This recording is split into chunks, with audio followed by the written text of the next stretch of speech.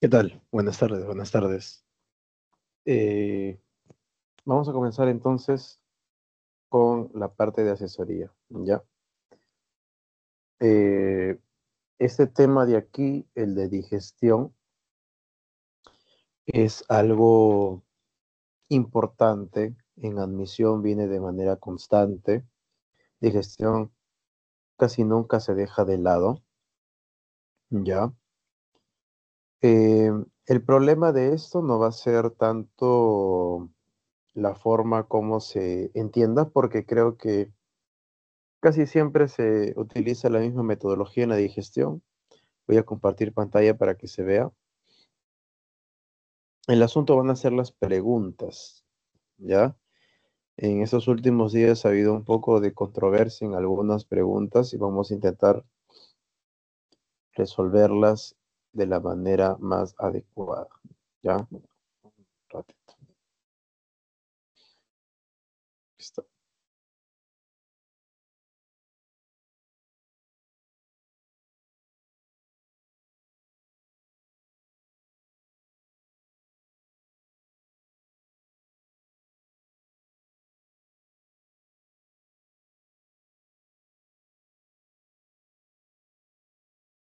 Ya. ¿Me confirmas entonces que se puede ver la pantalla?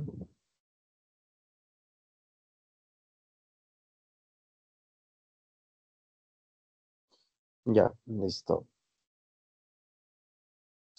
Lo mismo, vamos a comenzar hablando de directamente las preguntas para no perder mucho tiempo con el tema de las explicaciones y luego recién vamos explicando. Ya, vamos a tener entonces aquí, dice que la pregunta número uno, dice que se observa un organismo al microscopio y se detecta que se extienden seudópodos alrededor de una partícula alimenticia, formando una vesícula, la cual es degradada por lisosomas, ¿no? Seudópodos, lisosomas y exocitosis. Tres palabras claves que te van a dar en este texto para poder sacar la respuesta, el cual vendría a ser la intracelular, ¿ya? La intracelular. Ahora, la pregunta es, ¿por qué debería ser intracelular? Vamos a desglosar esto de aquí. Esta es una célula con modificaciones en la membrana. Esas modificaciones van a permitir dos cosas: que se mueva la célula como tal, por eso se le llama falsos pies, es decir, pseudópodos, lo que vas a tener por aquí, ¿ya? Pseudópodos o también denominado como falsos pies,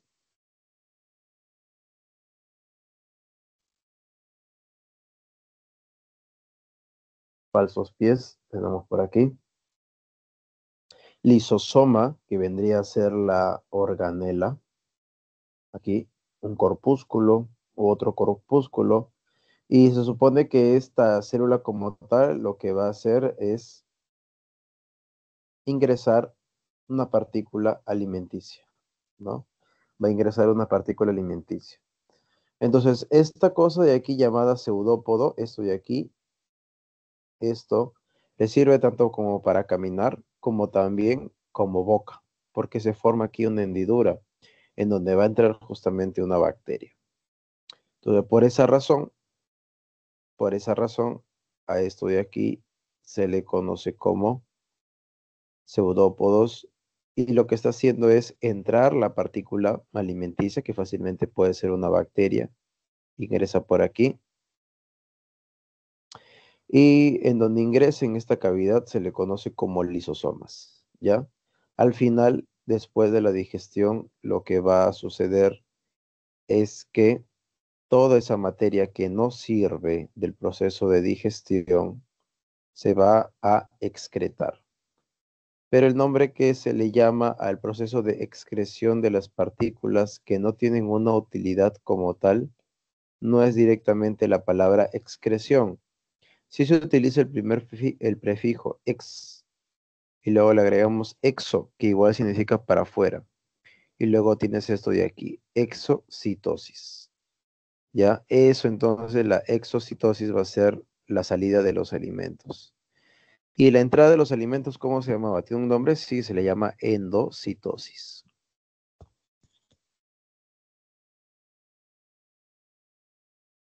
Endocitosis. Entonces, al conjunto, si agarro endocitosis más la exocitosis, a ese proceso se le llama fagocitosis. Fagocitosis. ¿Listo? Fagocitosis. Listo, ya está. Ya está. Fagocitosis.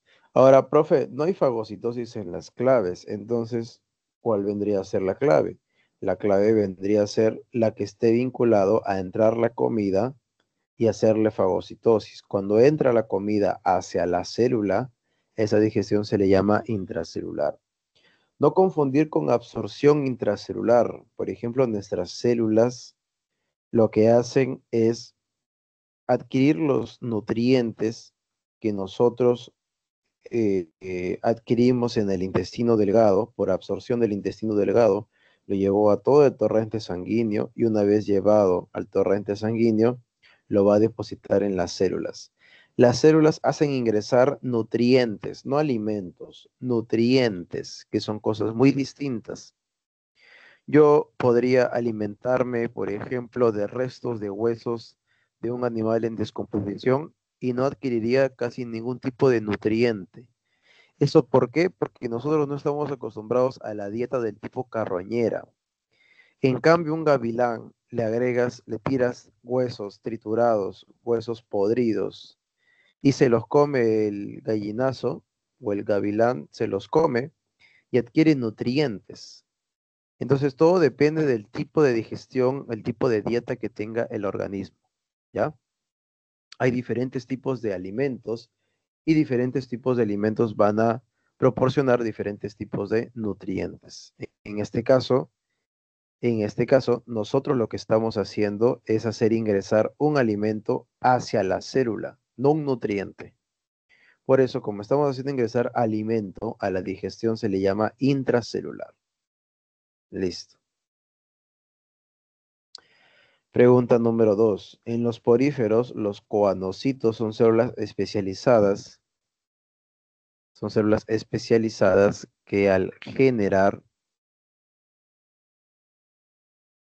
ya, que al generar una corriente de agua atrapan partículas alimenticias del entorno. Esto les permite realizar la función de, esa es la función de endocitosis, ¿ya? En los poríferos. Lo mismo, lo que te acabo de explicar es prácticamente lo mismo. ¿Qué es un porífero?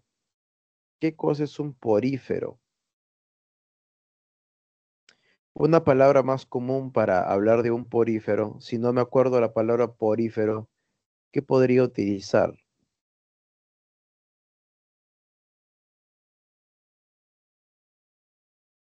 Un organismo extremadamente simple, también llamado esponja de mar, ¿ya?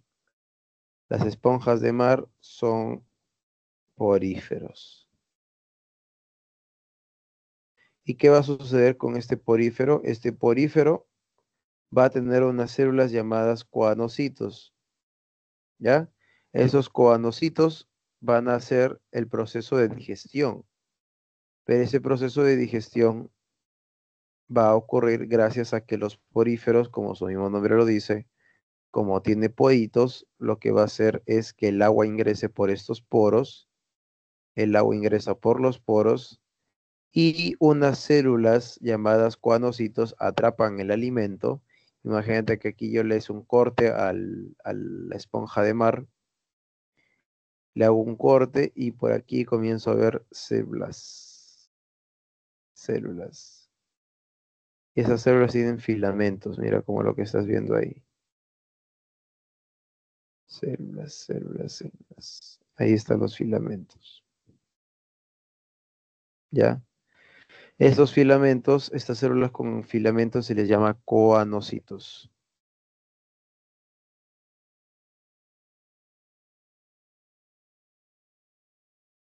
Cuanocitos.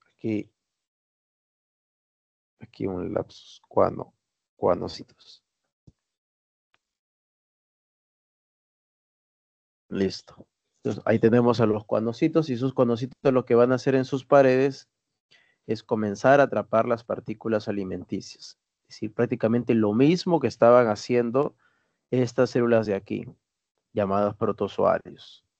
Y estas células que tiene la esponja de mar va a ser lo mismo, porque en verdad el tipo de digestión que tienen no va a variar. Sigue siendo un tipo de digestión llamado intracelular. Pero el proceso por el cual atrapan partículas alimenticias, es decir, la primera parte que se encarga de ingerir las partículas alimenticias, a ese proceso se le llama entonces endocitosis. ¿Ya? Endocitosis.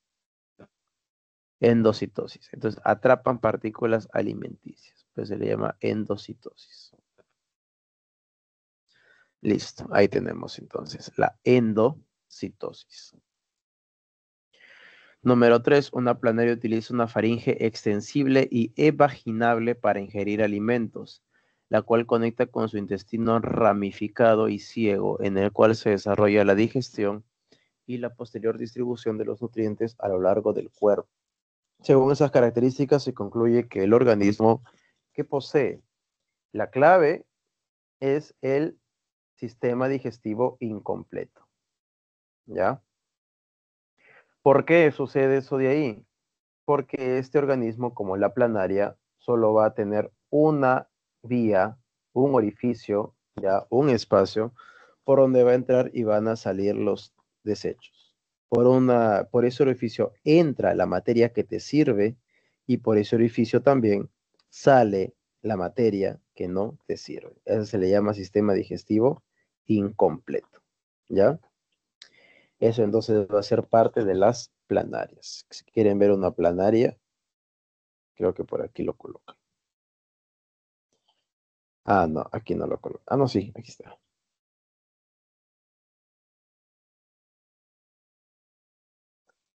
Aquí está, ¿no?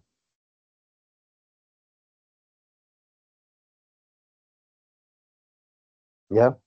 Entonces, en teoría, la ingestión y la egestión tienen un punto en común. Está aquí, en esta zona, ¿ya? Como tiene un punto en común, entonces la ingestión, lo que ingresa y lo que sale, quiere decir de que tienen tanto boca y ano en uno solo, ¿ya? Por eso se le llama entonces el sistema digestivo incompleto. Un sistema digestivo.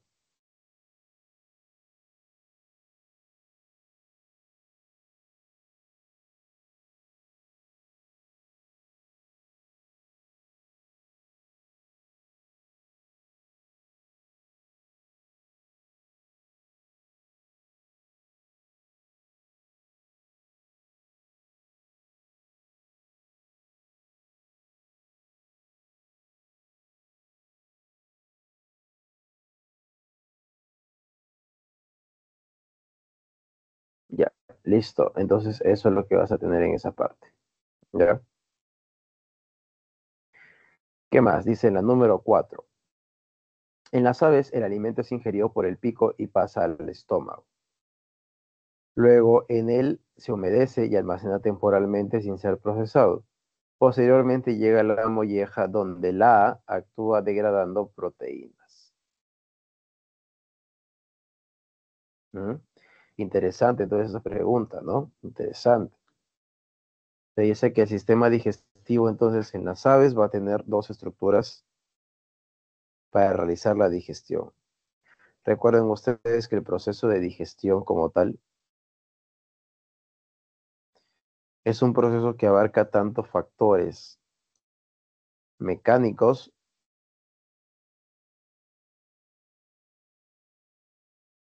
como factores químicos.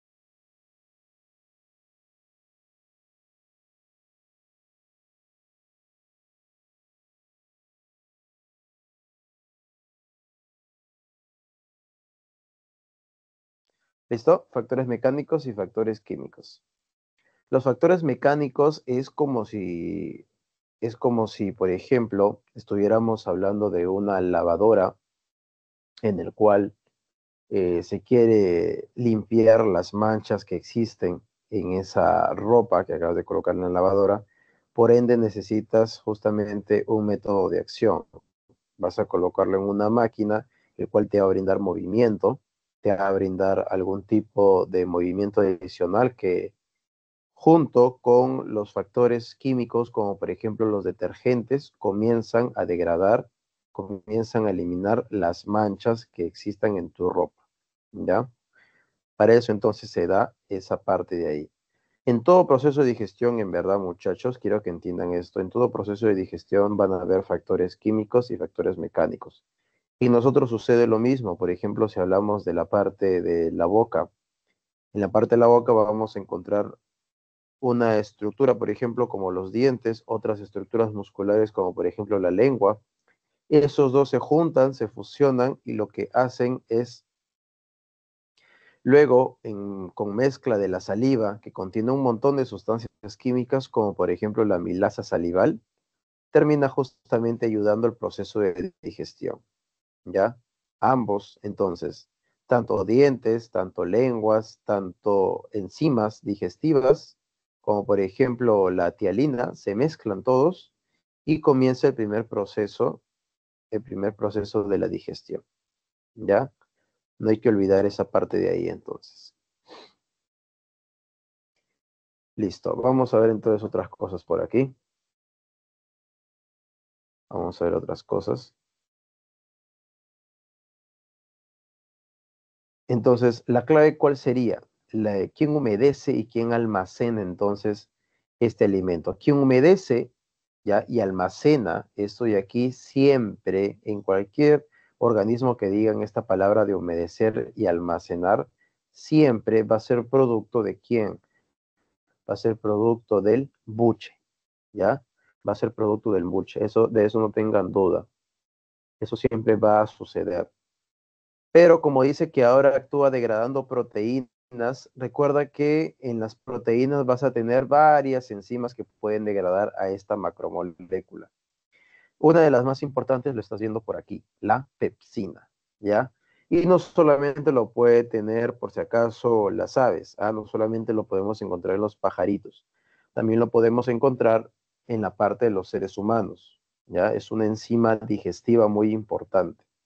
Entonces, en ellos se va a encontrar también esta pepsina, ¿ya? Entonces, la clave final, ¿ya? Es la de buche y la pepsina. Listo. Ahora pasamos a la pregunta número 5. Dice, en una filmación se observa una pitón devorando una presa de 111% mayor que su masa corporal. Al segundo día se detecta un ensanchamiento del cuerpo donde se libera ácido clorhídrico y pepsina para iniciar la digestión lenta de la presa. En verdad, ni siquiera deberían pasar un par de horas, ¿no? No debería pasar nada, en verdad, para que se pueda ver el agrandamiento que tiene su cuerpo por la digestión lenta. A medida de que una serpiente, un animal sin patas, comience el proceso de digestión, automáticamente va a hacer ingresar al animal. Y cuando hacen ingresar al animal, como ellos no mastican, entonces lo que van a hacer es tragarlo directamente y su cuerpo va a cambiar de forma, ¿no?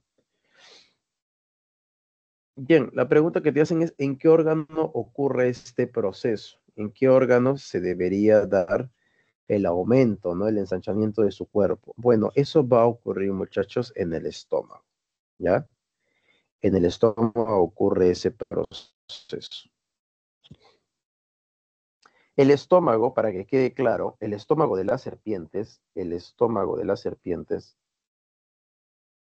va a tener una característica muy importante, se le llama de esta manera, la distensibilidad, ¿ya? Distensibilidad se le llama a ese proceso que hace el estómago, el cual se basa en un estiramiento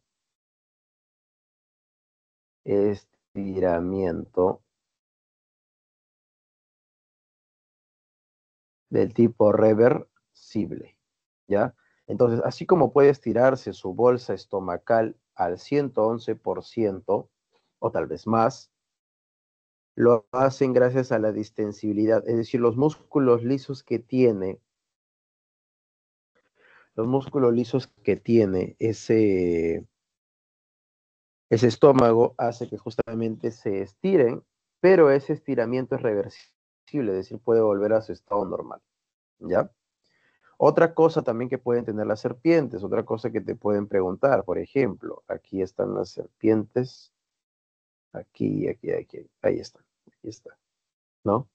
¿Qué es lo que sucede con las serpientes? Muchas de esas serpientes que van a tener una glándula venenosa. ¿Todas las serpientes lo tienen? No, solamente algunas, ¿ya?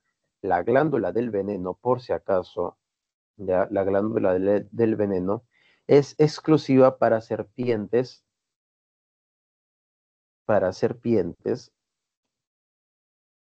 evolucionadas, es decir, serpientes como tal que no fueron las primeras, sino que evolucionaron de las primeras, ¿ya? Son sus descendientes. Y estas células evolucionadas van a entrar dos grandes grupos. Vas a tener el grupo de las víboras, ¿ya? Al grupo de las víboras y también vas a tener al grupo de los elápidos. Al grupo de los elápidos. Ahí vas a tener entonces. ¿Por qué es importante hablar de esta glándula venenosa? Porque ya que estamos hablando de sistema digestivo, hay que entender de dónde viene esa glándula venenosa. Esa glándula venenosa va a venir, esta glándula venenosa va a venir de una glándula salival, ¿no? Esto va a venir de una glándula salival. Lo que sucedió es de que estos organismos como tal se adaptaron para perder las extremidades. Y si se adaptaron para perder las extremidades, entonces, ¿cómo podían cazar a su presa? Si ya no tenían garras como para poder sujetar, entonces necesitaron utilizar otro tipo de estrategias y comenzaron a complejizar su glándula salival. Y al volver más compleja su glándula salival, entonces adquirieron genes, escucha bien, adquirieron genes tanto del páncreas como del intestino delgado, como por ejemplo la tripsina, como por ejemplo la quimiotripsina, la carboxipeptidasa, como por ejemplo la lipasa, la hialuronidasa, y las modificaron, ¿ya? Las modificaron.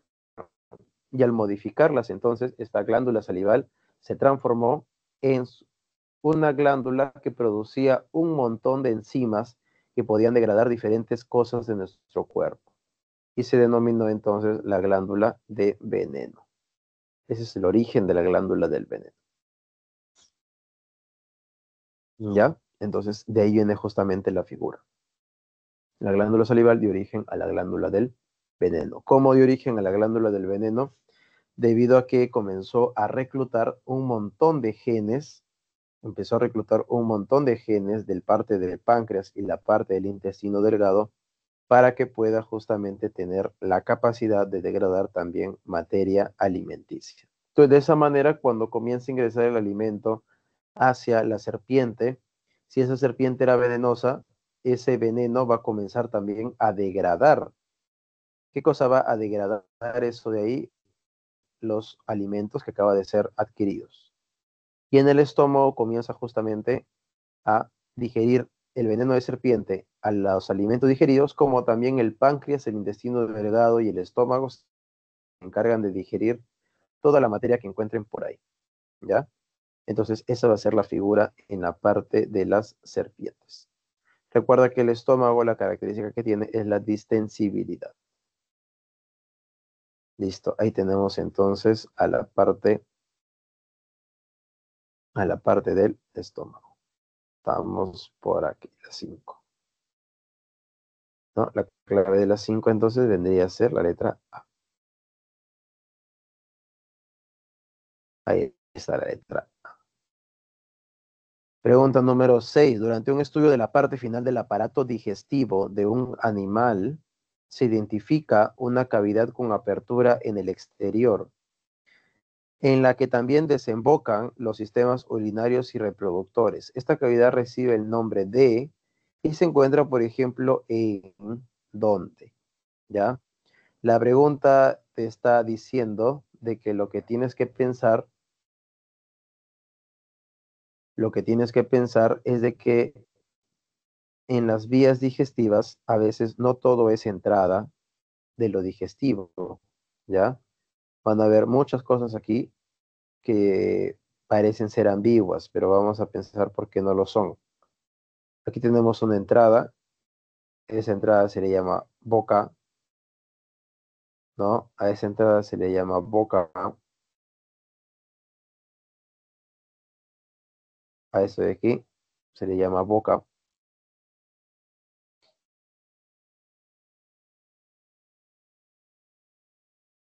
y eso de aquí vendría a ser el ano. Pero lo que sucede es de que en algunos animales la entrada y salida, principalmente en la salida, no es la misma. ¿Por qué? Porque aquí van a haber unos tubos que van a conectar con la parte digestiva, que van a ser unos tubos renales. Ya te estarás imaginando, ¿no? Si se llama tubos renales, entonces, ¿cuál va a ser la función que va a tener? ¿Mm? Si se llaman tubos renales, ¿qué función podría tener? Esa función que tienen esos tubos renales se le llama entonces la producción de la orina, ¿ya? Aquí se encarga entonces la producción de la orina. Producción de la orina. ¿Listo? Pero, profe, ¿la orina no se hacía en el sistema excretor? Sí, lo que sucede es que algunos organismos, como por ejemplo las aves o como por ejemplo los insectos, van a tener conectado esta parte excretora con la parte digestiva. Por eso las heces que hacen usualmente las aves siempre se ve toda líquida, no toda pastosa. Y no es porque esté mal del estómago la pobre ave. Lo que sucede es que se mezcla la parte sólida de las heces con la parte líquida de la orina. Y todo sale en un conducto que no se le llama de esta manera, ¿no? No se le llama de esa manera, sino que se va a llamar cloaca. ¿Listo? Entonces, eso es lo que vas a tener. Cloaca. Entonces, aquí te decían, ¿no? La cavidad de ese nombre recibe la terminología de cloaca. Y quien puede hacer eso de ahí es el pelícano, es decir, un tipo de ave, ¿ya? Un tipo de ave. ¿Lo pudo haber hecho la B? Sí, pero si hubiera sido al revés. Como no es al revés, entonces no se puede dar. Muy bien.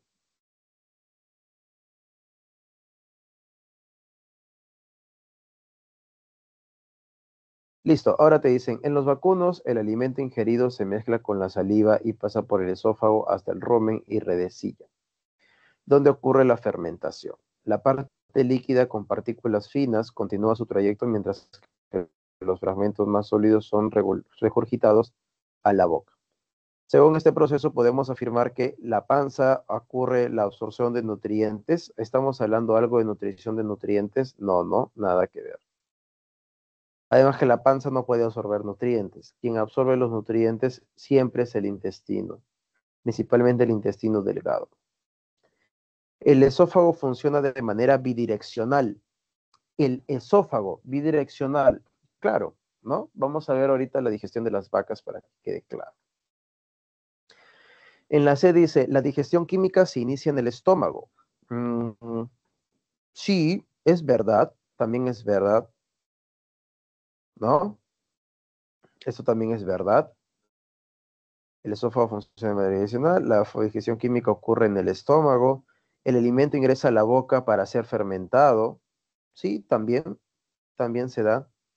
Y luego dice, la tráquea facilita la regurgitación del bolo alimenticio. No, si la comida quedara atrapada, la tráquea haría lo menos posible para que pueda salir la comida, ¿ya? Tiene una cosa ahí bastante rara la tráquea que funciona de esa manera. Entonces vamos a tener esa cuestión. Vamos a ver cuál se nos acerca más a la clave. Vamos a ver entonces.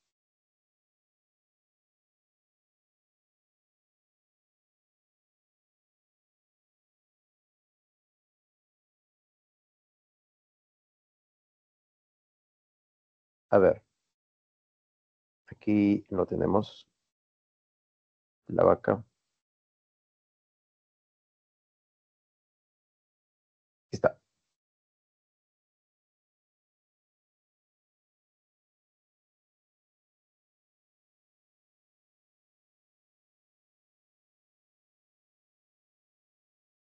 Ya, aquí está entonces, ¿no? Recuerden ustedes de que estos animales como tal se les conoce con el nombre de rumiantes. ¿Por qué van a ser rumiantes estos animales? Porque van a vomitar su comida, ¿ya? Se les conoce como animales rumiantes porque van a vomitar su comida. ¿Por qué vomitan su comida? Porque a veces no está bien digerida. Y como no está bien digerida, entonces van a comenzar a degradar toda la materia vegetal que encuentren. Por ejemplo, aquí yo puedo hacer ingresar un montón de materia vegetal. Por aquí hace ingresar un montón de materia vegetal.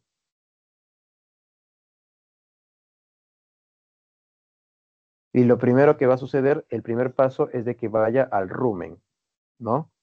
El primer paso es de que vaya a la parte del rumen, aquí. Esta materia vegetal, cuando entra al rumen, lo que va a suceder al comienzo es de que este alimento comienza a fermentarse. ¿Por qué comienza a fermentarse? Porque hay un montón de bacterias, hay una gran cantidad de aquí de poblaciones de bacterias que realizan la fermentación, ¿ya? Un montón de poblaciones bacterianas que realizan la fermentación y toda la celulosa entonces se comienza a degradar. Recuerda que la celulosa es la parte azucarada de la pared vegetal. Por ende, entonces se va a comenzar a fermentar por el azúcar en el cual este proceso lo realizan las bacterias.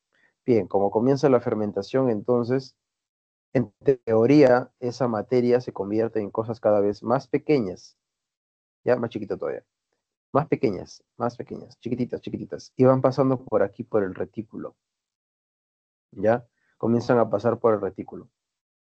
Pero, ¿qué pasaría si ese alimento que está así muy chiquitito quiere filtrarse en el retículo, que es la red o redecilla, para que pase a dónde? Al omaso. Quiere filtrarse eso de ahí. ¿Por qué no se filtra este retículo? ¿Por qué? Porque a veces la comida es tan grande, queda de manera tan grande, a pesar de la fermentación, queda muy grande y entonces comienza a pasar nuevamente al esófago, ¿ya? Se, re- Se devuelve el alimento. ¿Por qué se devuelve? Porque el retículo no pudo filtrar las partículas grandes de esa materia vegetal, no pudo recuperar, no pudo filtrar esto de aquí para llevarlo al omaso. ¿Por qué? Porque las partículas estaban muy grandes. Entonces, de esa manera, por esa razón, tiene que devolverse la boca de la vaca y la vaca comienza a masticar hasta volver todo una sustancia líquida pastosa, ¿ya? En el cual está diciendo ya puede pasar al siguiente nivel. Es decir, ya puede pasar a la parte del omaso. Y luego en la parte del omaso vamos a tener aquí una digestión principalmente del tipo mecánica, ya va a tener mucho movimiento. A su vez también se puede recuperar un poco de agua. En cambio, en el abomaso, en esa parte de aquí, lo que va a haber no es justamente agua ni absorción ni nada. Aquí va a haber la digestión mecánica, ¿ya? La digestión mecánica.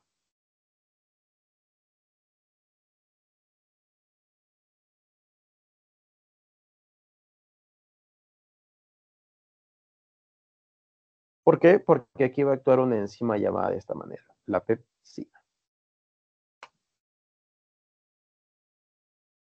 ¿Listo? La pepsina. ¿En dónde? En la parte del abomaso. Una vez que está digerido con pepsina y va a romper las proteínas que se encuentran en la pared vegetal, entonces lo que va a suceder es de que todo comienza a circular hacia la parte del intestino delgado. ¿Ya? No olvidar esa parte de ahí entonces. Ya, a ver, vamos a responder entonces cuál era la respuesta. En la parte digestiva de los insectos, no, ese no todavía, aquí no. En los vacunos, el alimento ingerido se mezcla con la saliva por el esófago hasta el rumen o redecilla. Y o redecilla, donde ocurre la fermentación. La parte líquida con partículas finas continuas, su trayecto mientras que los fragmentos más sólidos son regurgitados en la boca. Según este proceso se puede decir que estamos aplicando el primer y segundo momento que tiene la digestión, en el cual ambos va a intervenir el esófago, que tiene la capacidad de hacer ingresar alimentos, como a su vez regurgitarlos. Ya, no olvidar esa parte de ahí entonces. La clave, ¿cuál sería? Este de aquí, ¿no? El esófago tiene una función bidireccional en ambos lados, es decir, es bidireccional. Aquí está, ¿no? Funciona de manera bidireccional. Ya, no hay que olvidar esa parte. Listo.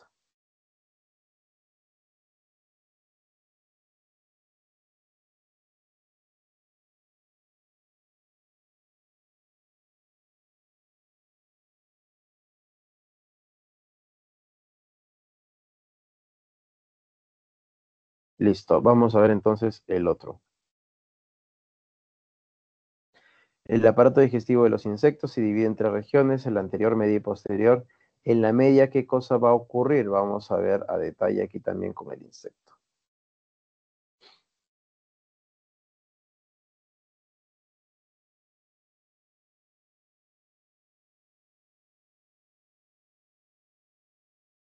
Insectos, a ver, vamos a ver.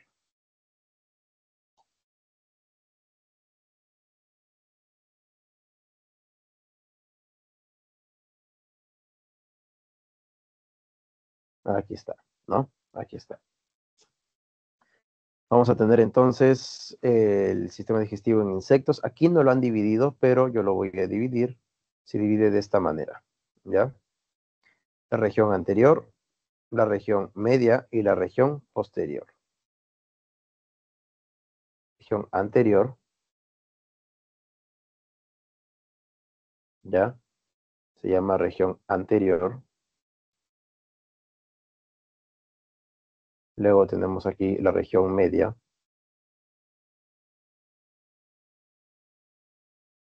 Y aquí tenemos la región posterior.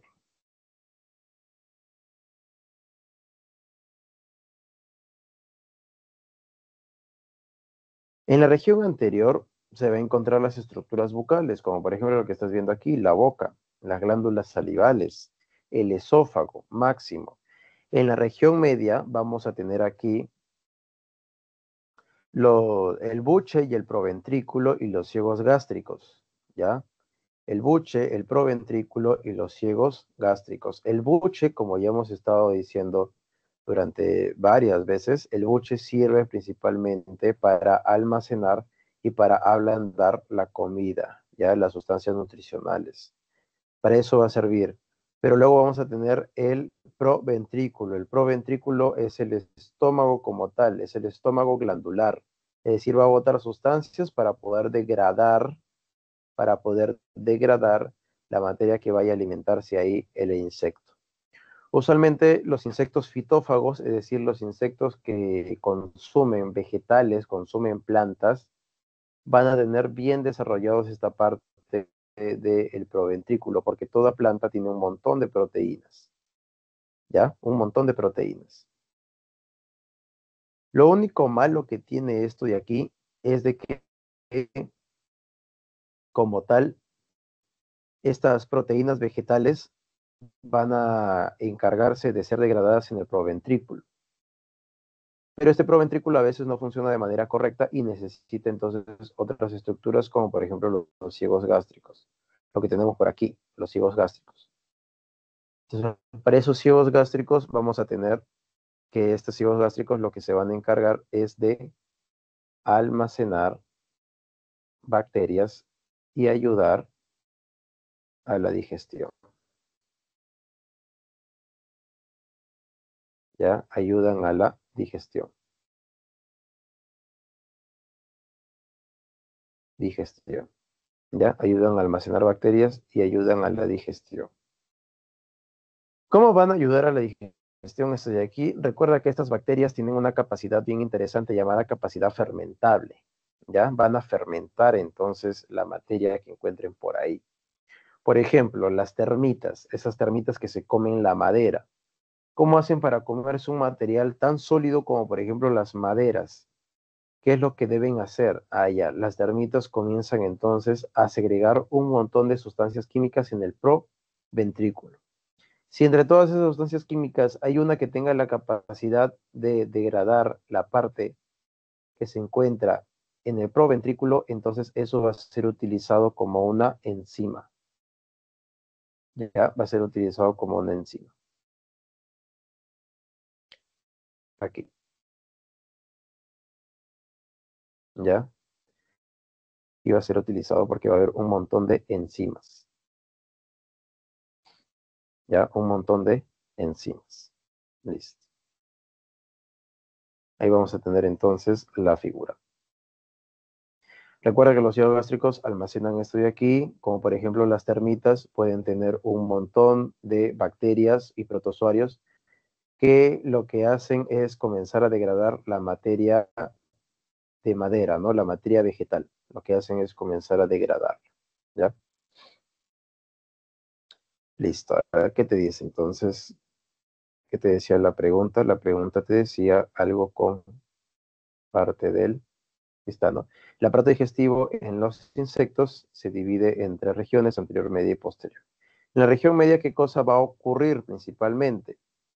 Ya, una vez que ocurrió entonces el proceso de digestión, una vez que ocurrió el proceso de digestión, lo que se va a hacer principalmente también es la absorción de los elementos que se han digerido, ¿ya? No puede ser el almacenamiento es algo propio del buche, recuerda, el almacenamiento es algo propio del buche. La producción de las heces es del intestino posterior, eliminación de los desechos también, la respiración celular no tiene nada que ver en estas porciones, por ende la respuesta más cercana vendría a ser la absorción de nutrientes. Si no hubiera absorción de nutrientes, ¿qué podrías marcar o qué podrías decir? La degradación, la degradación de materia alimenticia, ya, de materia alimenticia por parte de qué? Del proventrículo, ya, del proventrículo y los ciegos gástricos, ya, los ciegos gástricos,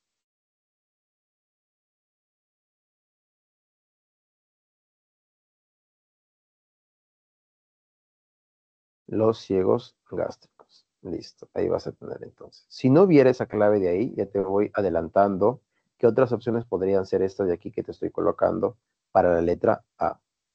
¿Listo? Luego tenemos ese. La deglución es un reflejo voluntario que se inicia en la cavidad bucal y permite el paso del bolo alimenticio al esófago, involucrando también estructuras del sistema respiratorio. A veces se produce un atoro durante este proceso y eso se debe a que la clave, según esto, es que se permanece abierta la glotis. Vamos a ver entonces qué cosa es esa glotis para que puedas entender, ¿ya? En el proceso de deglución, dice. Es decir, ¿no? Ahí vamos a encontrarlo.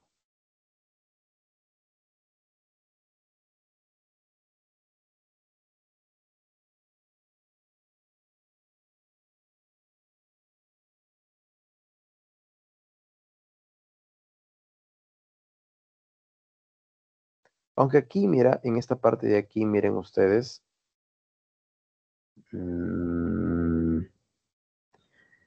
creo que no les han colocado, no creo, no creo. A ver, a ver, a ver.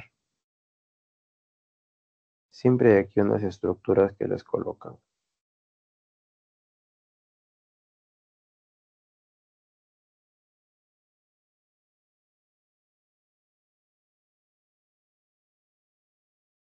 La parte del estómago. Qué mal, no les han colocado. Pero bueno, ya, yo entonces voy a graficar esto de aquí, ¿ya? La cosa es más o menos así. Este estómago, vamos a hacer el estómago, ¿ya? Fíjate aquí está el estómago. El estómago como tal. Antes del estómago vas a tener una porción esofágica que va a ir así, ¿no? Vas a tener una porción esofágica. Y esa porción esofágica, antes de la porción como tal que estamos viendo por aquí, vamos a tener una estructura de esta calaña, ¿no? Así va la cosa.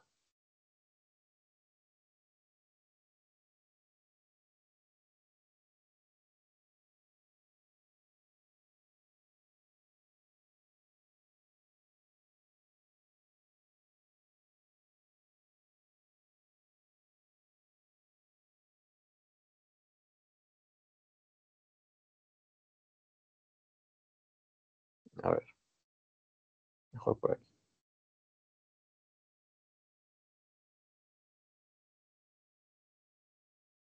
¿Sí? Aquí, por acá.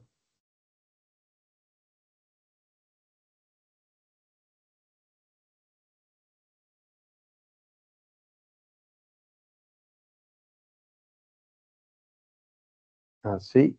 Y por aquí la parte respiratoria. ¿Ya?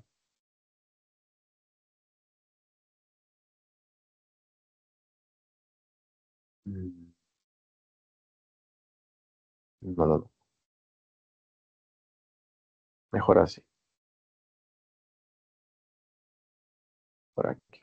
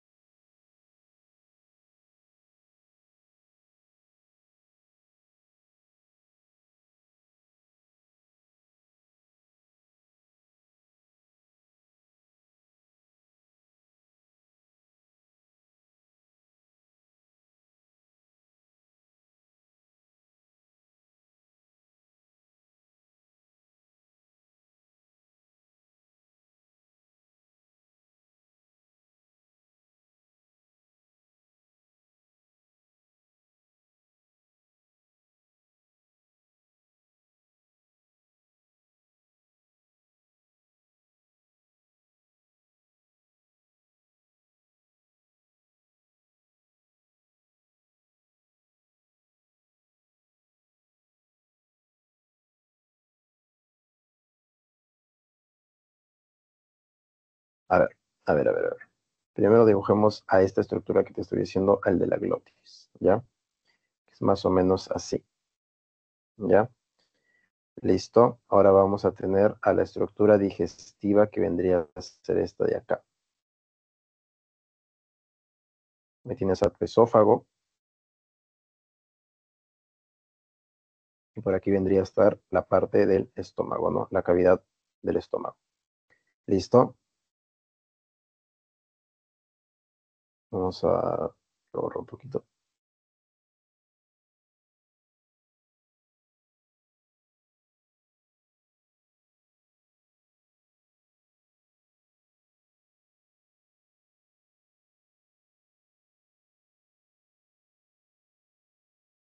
Ya. Sería así,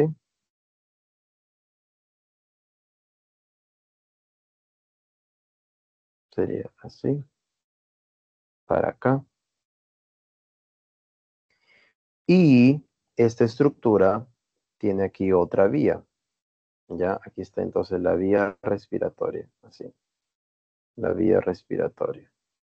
Aquí vendría a estar tu tráquea, ¿no? Algo que ya vimos también. Por aquí vendría a estar tu estómago. Por aquí vendría a estar tu esófago. Listo. Entonces, a medida de que uno va alimentando, a medida que uno va haciendo el proceso de alimentación, tragando, ¿no? El bolo alimenticio, lo que va a hacer es de que va a comenzar el bolo alimenticio a pasar, ¿no? En teoría pasa a la parte del esófago. No hay ningún tipo de objeción a eso, ¿no? La comida no pasa a tu pulmón, pasa al esófago. Entonces el asunto es por qué, la pregunta dice por qué se da el fenómeno este, ¿no? Que nadie quiere que pase, el inoportuno, el infortuito, el llamado justamente el atragantamiento. Y eso se da porque justamente falla esta estructura como puente, conocido como la glotis. ¿Ya? Eso es lo que va a fallar. Aquí, por ejemplo, vamos a tener esa estructura, ¿no? Se le llama la glotis. Qué raro que no les hayan puesto aquí en su boletín, porque sí es una pregunta bastante común. Siempre preguntan sobre lo mismo. Entonces, lo que va a suceder con esa glotis es de que, así como tú la estás viendo aquí levantada, ¿ya? Orientada hacia arriba, siempre levantada, esa forma levantada se va a dar cuando no hay alimento, ¿ya? Cuando se encuentra para arriba, la glotis está para arriba cuando no hay alimento, ¿ok? Cuando no hay alimento, entonces se debe encontrar para arriba. ¿Por qué? Porque el aire necesita justamente pasar por esas vías. El aire necesita pasar por estas vías. Mira, aquí está el aire. Tú respiras, supone que por aquí va a estar tu faringe, ¿no? Y ahí va a estar tu nariz.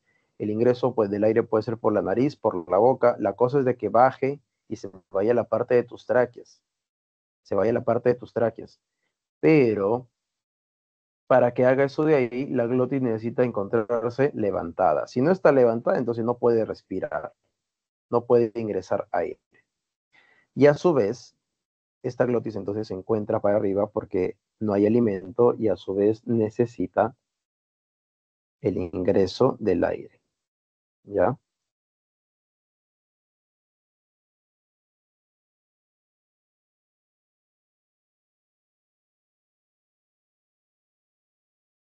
Necesita el ingreso del aire para arriba. Y a su vez, si lo vemos para abajo, ¿en qué condiciones se podría encontrar para abajo? Por ejemplo, esta glotis. Esta glotis se encuentra para abajo, es decir, este puente de aquí se baja para tapar, ¿ya? Para tapar a la vía respiratoria, ¿ya?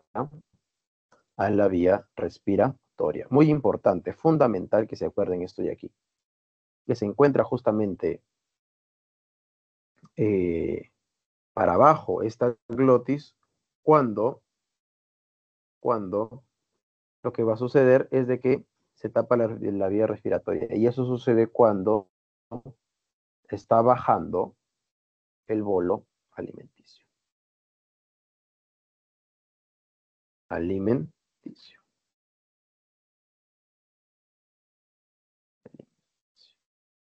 ¿Listo? Ya no se olvide. No se vayan a olvidar.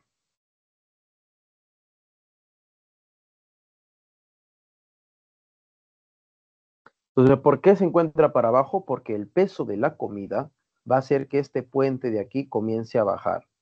Y al momento de bajar va a tapar a la parte de la tráquea y por ende el alimento no se va a juntar con la tráquea y el alimento no se va hacia los pulmones. No se va hacia los pulmones, sino que se va hacia el esófago y del esófago se va hacia el estómago. ¿En qué condiciones, en qué condiciones el alimento sí se va hacia los pulmones? ¿En qué momento hay el atragantamiento? Cuando la glotis falla. Cuando uno está, por ejemplo, hablando y comiendo. Cuando uno está hablando y comiendo, lo que va a suceder es de que si uno habla, necesita aire para hablar. Entonces levanta su glotis. Pero como también está comiendo, necesita cerrar la glotis. Entonces está haciendo dos cosas a la vez. Y entonces la glotis no se decide, tú tampoco te decides si quieres hablar o quieres comer. Y los dos fallan, ambos sistemas fallan y sucede el atragantamiento, ¿no? En esos casos, ¿qué te conviene hacer cuando estás atragantado? En esos casos te conviene hacer una maniobra de Helmich, ¿no? En el cual tienes que hacer una presión en la parte de la boca del estómago y de esa manera esa presión puede repercutir a la parte de las vías respiratorias y que la comida vuelva a salir, se levante la glotis y pueda volver la persona a respirar. Porque si esa persona está atragantada, la comida está en su tráquea.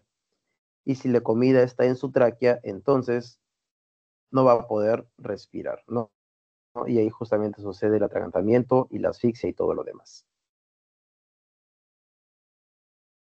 ¿Ya? Ahí está entonces, no vayan a olvidar. La deglución entonces es un reflejo voluntario que inicia en la cavidad bucal, permite el paso del bolo alimenticio.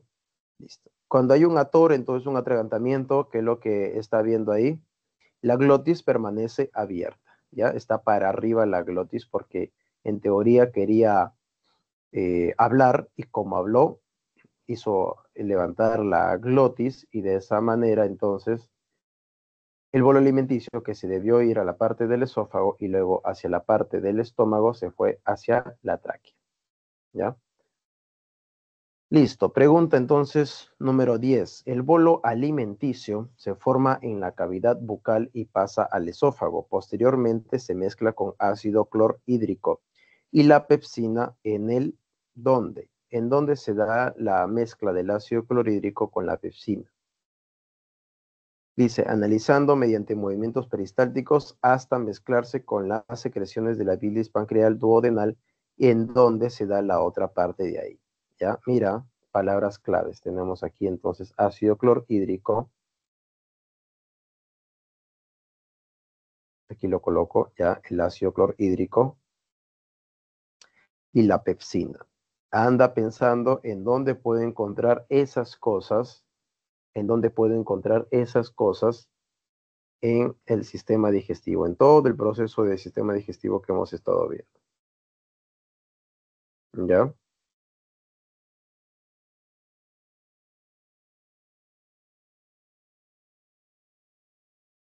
A ver, vamos a ver entonces, ¿no? Ácido clorhídrico y pepsina. ¿Dónde podemos encontrarlo?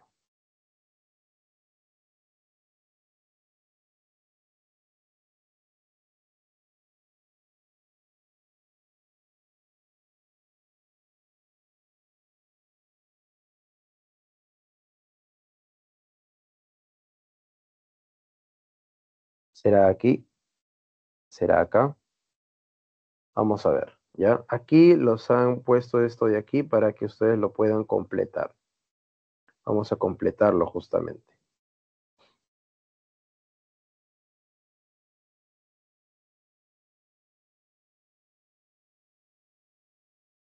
¿Qué es esto de aquí? Esto vendría a ser el estómago, ¿no? Esto vendría a ser el estómago. Y en teoría, el estómago va a tener un montón de capas en los cuales va a ocurrir diferentes cosas de la digestión. Por ejemplo, para empezar, las partes del estómago, aquí están, ¿no? Tiene diferentes válvulas. Por ejemplo, tenemos aquí la válvula de las cardias y luego tenemos aquí las válvulas pilóricas. Las válvulas de las cardias lo que va a conectar es la parte del esófago con la parte del estómago, mientras que el píloro o las válvulas pilóricas lo que va a hacer es conectar la parte del estómago con la parte del esófago, ¿ya? Entonces, eso es la primera parte que vamos a encontrar.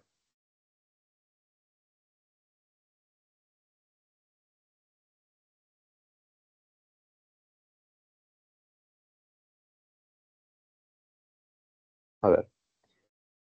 Bien, y luego vamos a tener entonces en la parte más interna llamada la capa de la mucosa, ya ahí vamos a tener en la capa de las mucosas, vamos a tener todas estas células que estamos viendo por acá, ya todas las células que estamos viendo por acá.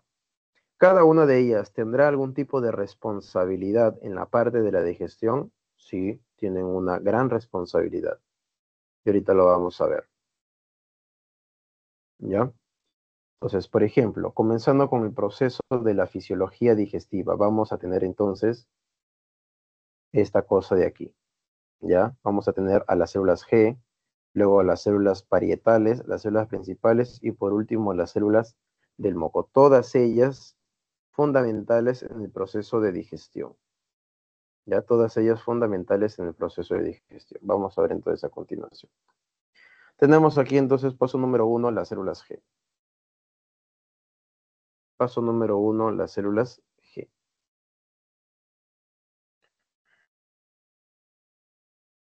Estas células de aquí, células G. Paso número 1, entonces, las células G.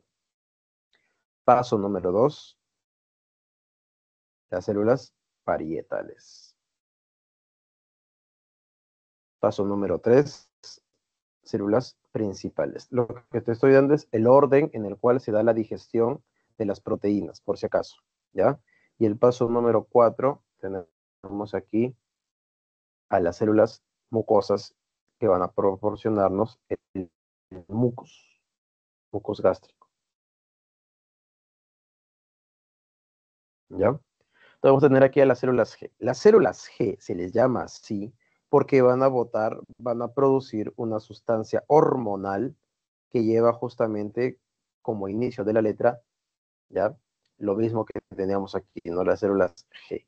¿Por qué? Porque la hormona, ya la sustancia que va a producir, se llama gastrina, ¿ya? Se llama gastrina.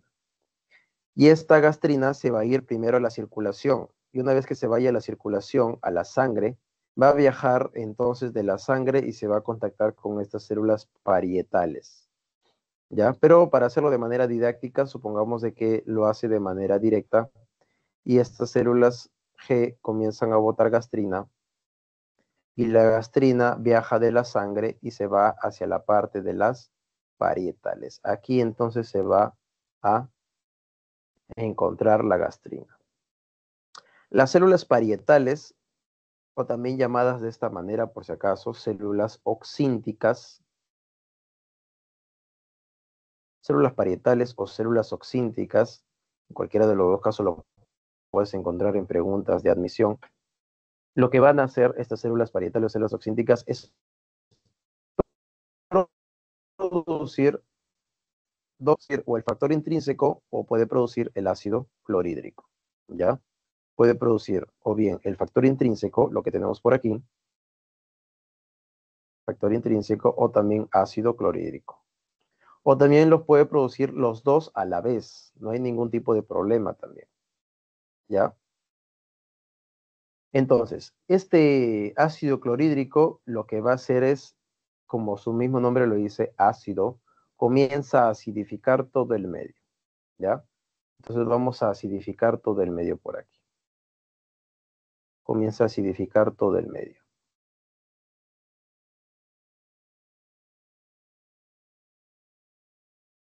¿Listo? Tú sabes que el ácido clorhídrico es un ácido altamente corrosivo. Y como es altamente corrosivo, entonces va a comenzar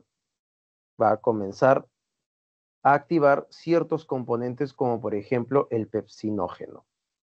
El pepsinógeno va a ser una sustancia proteica llamada enzima. El pepsinógeno es una enzima, pero lo que sucede con el pepsinógeno que lo que sucede es de que está en su versión simógena, ¿ya? Está en su versión simógena. ¿Qué cosa es un simógeno?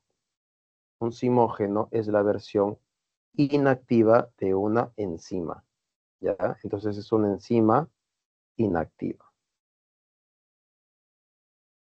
¿Quién produjo a estas enzimas inactivas? Estas de aquí, las del punto número 3, llamadas células principales. Ya se les llama células principales. Estas células principales también pueden recibir el nombre de células simógenas, por si acaso. ¿Ya? Las células que tenemos por aquí también reciben el nombre de células simógenas. ¿Ya? Simógenas. ¿Por qué? Porque van a producir simógenos. ¿Qué cosa es un simógeno? Una enzima inactiva. ¿Y en qué momento se activa entonces? Cuando comienza el ácido clorhídrico a interactuar con el pepsinógeno, ¿ya? El medio ácido va a hacer que el pepsinógeno que había sido producido por las principales comience a activarse. Y eso justamente es lo que vamos a tener por aquí. El pepsinógeno se transforma. ¿En qué se va a transformar el pepsinógeno? En otra partícula en otra molécula proteica o en otra enzima, como quieras llamarle. Y esa versión activa se le llama pepsina, ¿ya? Se le llama pepsina. Eso recibe el nombre entonces de pepsina. La pepsina entonces va a actuar como si fuera una proteasa. Acostúmbrate también a tener este nombre en tu vocabulario, ¿ya? Cada vez que veas que una sustancia, ¿ya? Una sustancia que se le denomina enzima, termina con el nombre de asa, ¿ya? Entonces, ponte a pensar de que se le llama proteasa porque lo que hace es degradar proteínas, ¿ya? Su función entonces es la de degradar proteínas. Eso es lo que va a hacer entonces la proteasa. La proteasa va a tener como función digerir, como quieras llamarle, digerir o degradar proteínas. ¿Listo? Esa es la función que va a tener. Entonces, ¿qué es la pepsina? Un tipo de proteasa. ¿Y qué es lo que hace esa proteasa? Digerir o degradar las enzimas. ¿Ya? Digerir o degradar las enzimas. Cualquiera de los dos casos lo puedes encontrar. Listo. Entonces, ya no olvidar. No olvidar. Digerir o degradar las enzimas.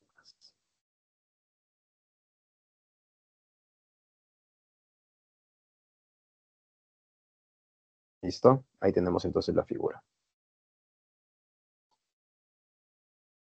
Listo, muy bien. ¿Qué es lo que te acabo de explicar? A esto se le llama la fisiología digestiva, ¿ya? Esto explica entonces cómo se degradan las proteínas en el estómago. Esa es la fisiología digestiva. Si te preguntan, ¿cuántas enzimas podemos encontrar en el estómago? Tú puedes decir la pepsina. Y si no hay pepsina, entonces, ¿qué podrías decir? Ah, tienes otra opción también. Hay otra enzima que también podemos encontrar. La que te acabo de explicar se llama pepsina, que es una proteasa, ya entre paréntesis, ya sabes, que se le denomina como proteasa, ya se le denomina como proteasa. Y luego vamos a tener otra enzima llamada de esta manera, lipasa, ¿ya? Lipasa. Esta lipasa, su mismo nombre lo dice, lo que va a hacer es degradar, lo que va a hacer es degradar lípidos. ¿Qué son los lípidos? Grasas, ¿ya? No te olvides. Listo. Entonces, eso es lo que vamos a tener en esta parte de aquí, ¿ya? Vamos a tener una proteasa cuyo nombre específico se le llama entonces pepsina. Y luego tenemos a unas lipasas que la función que van a tener es degradar lípidos. ¿Y qué cosas son los lípidos? Son las grasas, ¿ya? Bien. Entonces, eso es lo que debería pasar en la parte enzimática. Bien, todos bonitos, todos contentos. Pero mira, recuerda que aquí, en este medio, va a existir mucha acidez. Y si existe mucha acidez, entonces puede que se active tanta pepsina que pueda justamente degradar hasta las proteínas del músculo que se encuentran aquí en esta parte del estómago. La pregunta es, ¿por qué no sucede esa figura? Porque en el cuarto paso que tenemos por aquí, las células mucosas van a comenzar a producir moco, ¿ya? Preguntarás, pero profe, ¿es el moco ese que yo veo en las secreciones nasales? Es muy parecido, pero no va a tener justamente ni el olor ni el color. Es un moco translúcido, porque no va a tener ni bacterias ni glóbulos blancos pegados en esa parte. Va a ser un moco limpio, por así decirlo. Y este moco se va a comenzar a pegar en las paredes del estómago. ¿Y para qué realiza esto de aquí el moco? Para neutralizar la acidez estomacal. ¿Ya? Neutralizar la acidez estomacal. Esto es muy importante porque cuando una persona, por ejemplo, toma unos antiácidos como por ejemplo el omeprazol, el esomeprazol, lo que sucede es de que en teoría la capa de moco se ha debilitado tanto que ya no puede realizar por él mismo su función. entonces lo que hace es inactivar a las células parietales. Ya, por ejemplo, aquí vamos a colocar el omeprazol, que seguramente lo habrán escuchado cuando una persona tiene mucha acidez. El doctor agarra y recomendaba, mira mi expresión, recomendaba, ya no recomiendan el omeprazol. ¿Qué es lo que hacía este fármaco? El omeprazol. El omeprazol lo que hacía era bloquear las bombas de protones que liberaban las células oxínticas para que pueda mezclarse con el cloro y se forme ácido clorhídrico, ¿ya? Y se forme ácido clorhídrico. Ahora, pues, lamentablemente, si has tomado omeprazol, se bloquean esas bombas de protones y ya no puedes producir mucha acidez. Entonces, le das tiempo para las capas del moco que se recuperen, se vuelvan a engrosar y entonces pueda justamente protegerte de la acidez estomacal. Lo único malo que tiene esto de aquí, lo único malo es de que este omeprazol necesita tomarse todos los días. Y como necesita tomarse todos los días, eso significa que las bombas de protones que se encuentran aquí en las células parietales se tienen que volver a desactivar, ¿ya? Entonces una persona cuando tiene acidez, en teoría debería tomar a cada rato el omeprazol. Lo único malo que no te dijeron del omeprazol es de que las células parietales no solamente se encargan de producir ácido clorhídrico, sino que también van a producir esto de aquí, que aún no hemos hablado, que es justamente el punto número 5. A eso de ahí se le llama el factor intrínseco o también factor intrínseco de Castle, como quieras llamarle. ¿Qué es lo que pasa con ese factor intrínseco? Ese factor intrínseco, si tú vas a bloquear a las células parietales porque estás tomando omeprazol, vas a dejar de producirlo. ¿Y tendría alguna consecuencia dejar de producirlo?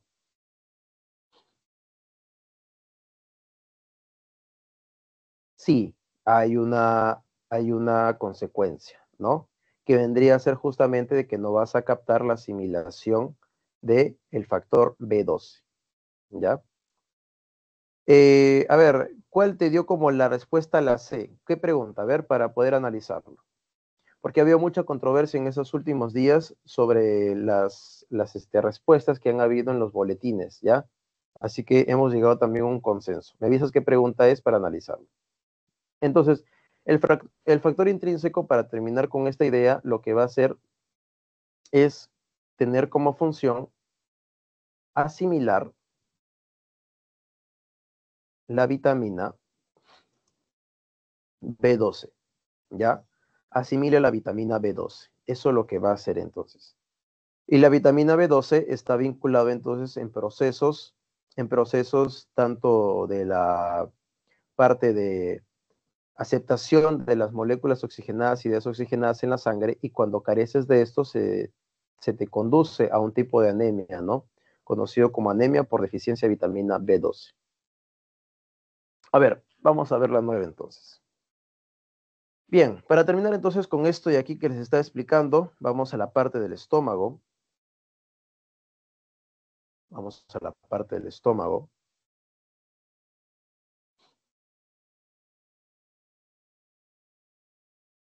Dice que el bolo alimenticio, ¿no? Se forma en la cavidad bucal y luego dice que posteriormente el ácido clorhídrico y la pepsina, ¿dónde se forma el ácido clorhídrico y la pepsina?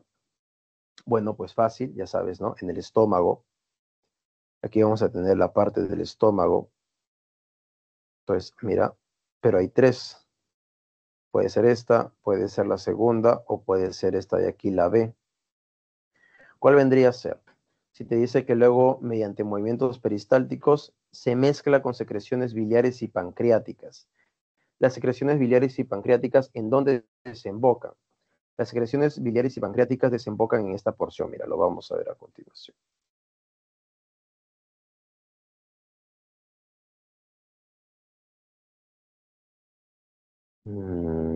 Aquí. Ahí está, mira. Secreciones biliares y secreciones pancreáticas. Ambos, bilis como páncreas, que se encuentran aquí, van a desembocar su contenido líquido para transformar el quimoácido del estómago en kiloácido en esta porción del intestino delgado conocido como el duodeno. Ya se le conoce con el nombre de duodeno, así se le va a conocer entonces. Y esa porción del duodeno, esa estructura llamada duodeno, dúo viene de dos cosas que van a entrar justamente en este tubo, ¿ya? Va a ser el conector del páncreas, ya, el tubo conector del páncreas y también el tubo conector de la vesícula biliar. Hay dos cosas entonces que se van a conectar en este tubo digestivo, ya, en el tubo digestivo. Ahora, este duodeno entonces va a permitir la asociación de la parte de la bilis con las secreciones también del páncreas. Entonces, de esa manera ya podemos contestar de manera correcta, porque el duodeno va a ser la primera porción del intestino delgado. ¿Ok? Es la primera porción del intestino delgado. Ya, a ver. Entonces, la 10 ya se contesta con la letra A.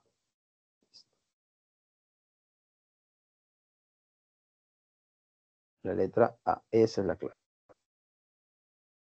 Me dicen la 9 es la C. Vamos a ver. La deglución es un reflejo voluntario que inicia por la cavidad vocal y permite el paso del bolo alimenticio al esófago, involucrando también estructuras del sistema respiratorio.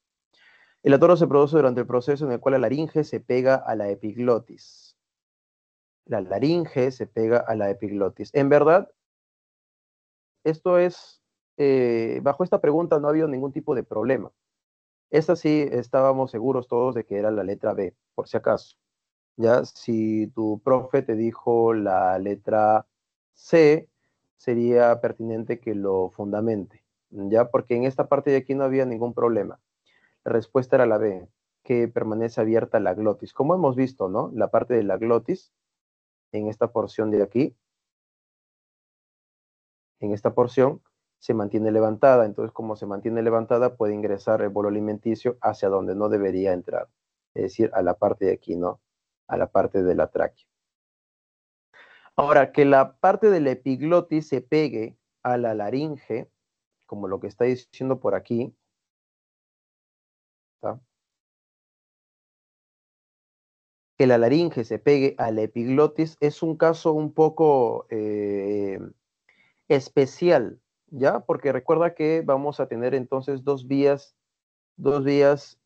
que en los cuales va a moverse la parte del bolo alimenticio y también la parte respiratoria. Si hablamos, por ejemplo, del bolo alimenticio, su trayecto es la boca, es la faringe, y luego vendría a entrar al esófago. Mientras que en la parte respiratoria tenemos la boca, tenemos la faringe, tenemos la laringe, y luego recién tenemos a la parte de la tráquea. Y la epiglotis se encuentra en la parte superior de los dos, ¿ya? Entonces, que la epiglotis se pegue a la laringe sería un caso muy, muy anómalo, un caso muy especial. Por eso, la más cercana, es decir, la que más ocurre cuando hay un fenómeno de atragantamiento, es cuando permanece abierta la glotis, ¿ya? Igual si no, próxima semana, si vienes con tu fundamento, volvemos nuevamente a explicar ese tema de aquí, ¿ya? No te preocupes. La 11 dice, Liz acude al servicio de gastroenterología después de alimentarse por dolor abdominal. ¿Cómo? Acude al servicio de gastroenterología después de alimentarse por dolor abdominal. Ya. Flatulencias, diarrea frecuente y pérdida de peso. El especialista diagnostica deficiencia en la función del páncreas exocrino. Según lo descrito, según las siguientes alteraciones digestivas, podría presentar LIS. ¿Qué podría presentar si hablamos del páncreas exocrino? Podría ser secreción de bicarbonato de sodio, puede ser. Degradación de proteínas, también puede ser, ¿no? Inadecuada absorción de agua, esa se aleja ya demasiado. La absorción de agua tiene que ver con la parte del intestino grueso, ¿no? Eso lo va a hacer el intestino grueso. Luego tenemos la neutralización del quimoácido, esa también se aleja demasiado. Aunque podría estar en el intermedio, no está necesariamente vinculado, pero vamos a dejarlo también con el beneficio de la duda por un ratito, ¿ya? Y luego tenemos el exceso de secreción de insulina en la sangre. No, la insulina ya ahí sí se fue, pero para el otro barrio, porque la insulina tiene que ver con la parte del páncreas endocrino. Lo que estamos diciendo aquí es la parte del páncreas exocrino, nada que ver, ¿ya? Nada que ver. Entonces, falta de secreción de bicarbonato de sodio, disminución de la agregación de proteínas. Si te dice que tiene dolor abdominal, flatulencias, diarrea fuerte y pérdida de peso, la clave más certera tiene que estar con la parte de la función que tiene el páncreas en la parte exocrina, ¿ya? Y para eso, pues, vamos a ver la fisiología del páncreas. Vamos a ver la fisiología del páncreas.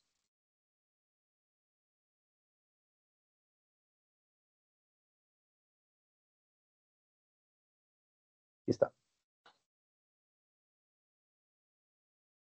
Aquí está. ¿Ya? Por cierto, no se olviden de las hormonas, ¿ya? No se olviden de las hormonas. La CCK es la colecistoquinina. La colecistoquinina. Esta colecistoquinina se va a encargar de regular los procesos de liberación de jugo pancreático, ¿ya? Y también de la bilis. No se olviden, ¿ah? La CCK es la colecistoquinina. Y entonces eso se va a encargar de la liberación de jugo pancreático y de la bilis. Listo. La secretina, en vez, se va a encargar de la liberación de bicarbonato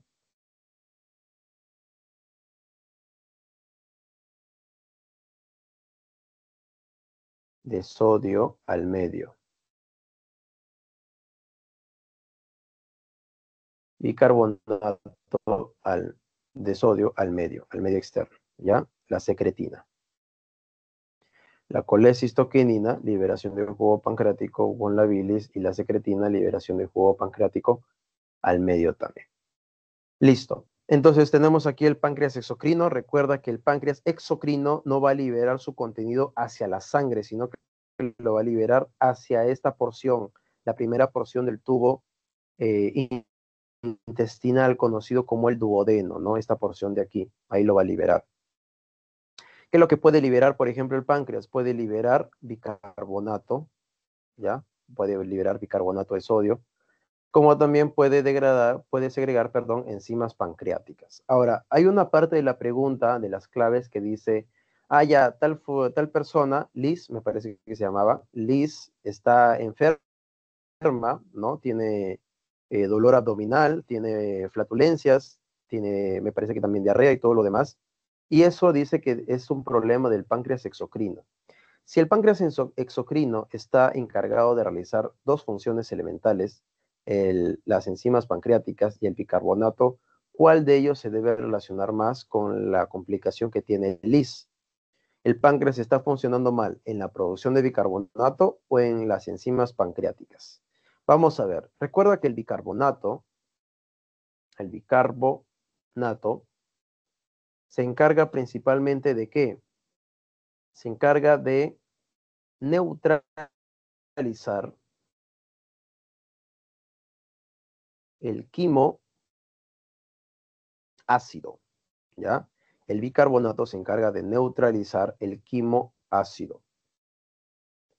Mientras que por parte de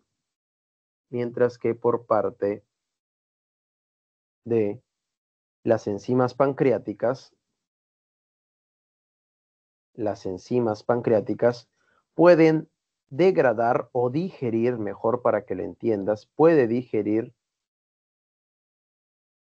proteínas, grasas, azúcares y otra cosa llamada ácidos nucleicos. ¿ya? Ácidos nucleicos. Entonces, ¿cuál crees que tenga mayor relevancia con las sintomatologías que está presentando Liz? ¿Con la neutralización del quimo ácido o con la degradación de estas cosas de aquí? En verdad es relativo, ¿no? Uno podría, por ejemplo, hipotetizar de que Liz, al no neutralizar bien su, por ejemplo, su quimo ácido, la acidez va a comenzar a llegar a esta parte del intestino y eso va a generar entonces una corrosión que va a generar liberación de gases. Puede ser, puede que ocurra eso. Pero luego tienes el otro que es infalible, pues las enzimas pancreáticas. Las enzimas pancreáticas, ¿qué cosas son? Son sustancias que van a catabolizar rápidamente a las proteínas, las grasas y los azúcares. Entonces, toda grasa se va a destrozar en cosas muy pequeñas, como por ejemplo glicerol y ácidos grasos. Los azúcares, como por ejemplo los disacáridos, como no sé, la maltosa se puede degradar en glucosa más glucosa, la sacarosa, glucosa más fructosa y así sucesivamente. Y los ácidos nucleicos también con las nucleasas lo que van a hacer es degradarse en sus componentes más pequeños conocidos como los nucleótidos. Entonces, más guarda relación esta parte de aquí, porque si dice que tiene dolor abdominal, quiere decir de que las sustancias no se están digiriendo bien. Y como no se están digiriendo bien, están inflamando a grandes porciones del tracto digestivo, ¿ya? Entonces, como le están inflamando, le está haciendo doler la parte abdominal, porque están habiendo muchas cosas que no se están descomponiendo de manera correcta. Entonces, la respuesta más o menos vendría a estar en esa parte de ahí. ¿Ya? La mala digestión hace que las partículas estén bajando hacia la vía del intestino medio, posterior y luego el intestino grueso. Y en el intestino grueso se llene de gases esa parte de ahí debido al tamaño que tienen esas partículas. Las bacterias van a querer también degradar esas cosas de ahí y no van a poder porque son muy complejas y no tienen entonces la maquinaria. Y justamente por eso las enzimas pancreáticas son más importantes que el bicarbonato con las sintomatologías que te está dando ahí justamente, ¿ya? Entonces, disminución de la degradación de qué puede ser. Si no hay ni azúcares, ni grasas, ni ácidos nucleicos, podríamos hablar entonces de las proteínas, quienes son entonces las que deberían degradarse de manera correcta, ¿ya? Las proteínas. Listo. Alex está diagnosticado con faringitis, dice, y es tratado con antibióticos durante 7 días. Posteriormente sufre de malestar general, distensión abdominal, diarrea, gases, intolerancia a alimentos y cansancio. Es decir, le cayó muy mal estar con faringitis. Pero ¿qué tiene que ver una cosa de la faringe con la parte digestiva? Te preguntarás tú. El médico señala que la alteración del microbioma intestinal podría estar provocando qué cosa, ¿no? Entonces vamos a tener eso de ahí. Alex tiene faringitis, dice. Como ha tenido faringitis, le ha recetado un montón de antibióticos. Si nosotros recordamos en el mundo de los antibióticos, vamos a tener una cosa muy importante, ¿ya? Los antibióticos no se deben tomar así nomás.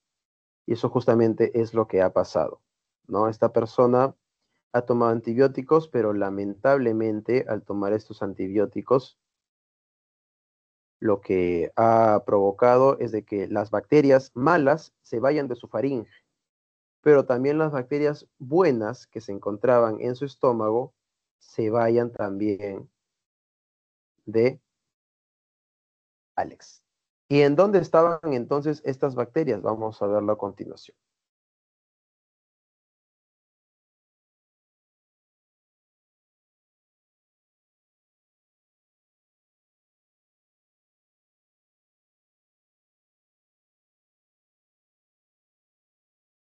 A ver, un ratito.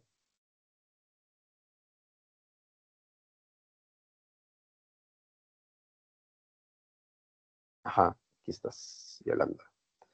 Ya, entonces aquí tenemos la parte del intestino grueso. Ya, la última parte que nos faltaba hablar. la última parte entonces. No se vayan a olvidar, ¿verdad?, de que las hormonas, perdón, las enzimas, tanto del páncreas, son estas de aquí, mira, son estas. Ya como te dije, el páncreas en su jugo pancreático tiene la capacidad de degradar azúcares, tiene la capacidad de degradar proteínas y ácidos nucleicos principalmente, ¿ya? Pero también puede degradar grasas. Aquí en la parte de su diapositiva les han puesto, en su PPT original. En esto les falta colocar. El jugo intestinal de la misma manera puede terminar de degradar los azúcares, la parte de las proteínas, ya en versión de péptidos, y la parte de los nucleótidos, ¿ya? Listo, entonces vamos a tener esta figura de aquí. Te dije el intestino grueso. El intestino grueso se divide de esta manera, ¿no? Tienes al ciego, esta colita de aquí, ¿cómo se le llama? Eso vendría a ser el famoso apéndice, ¿no? El famoso apéndice. Luego vamos subiendo, encontramos el colon ascendente. Luego vamos de manera transversal, es decir, vas de izquierda a derecha, ya atraviesas, eso se le llama transversal, colon transverso. Y luego bajamos y tenemos el colon descendente en esta porción. Luego este que se le llama sigmoide porque tiene así, ¿no? Una forma de S, sigmoide se le llama eso de ahí. Y luego tenemos el recto, la porción donde se acumulan las heces y el ano. Recordemos que el intestino grueso se va a encargar de dos cosas principalmente, ¿ya? O tres cosas, que uno es consecuencia de la otra. Tenemos la absorción de agua, ¿ya? La absorción de agua. Tenemos la formación de las heces. Y tenemos la producción de vitaminas.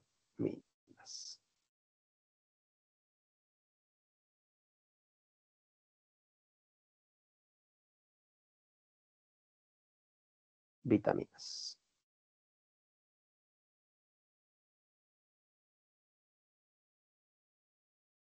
¿Listo? Entonces tenemos esas tres cosas. Absorción de agua, formación de heces y producción de vitaminas. Ahí vamos a tener a los tres. Ahora, ¿qué es lo que pasa con esto de aquí? Principalmente en este último, y eso también explica a los dos primeros, la producción de vitaminas lo van a hacer directamente quienes, no lo van a hacer las células que se encuentran tapizando el intestino grueso, por si acaso, ¿ya? Lo van a hacer quienes, lo va a hacer el microbioma intestinal,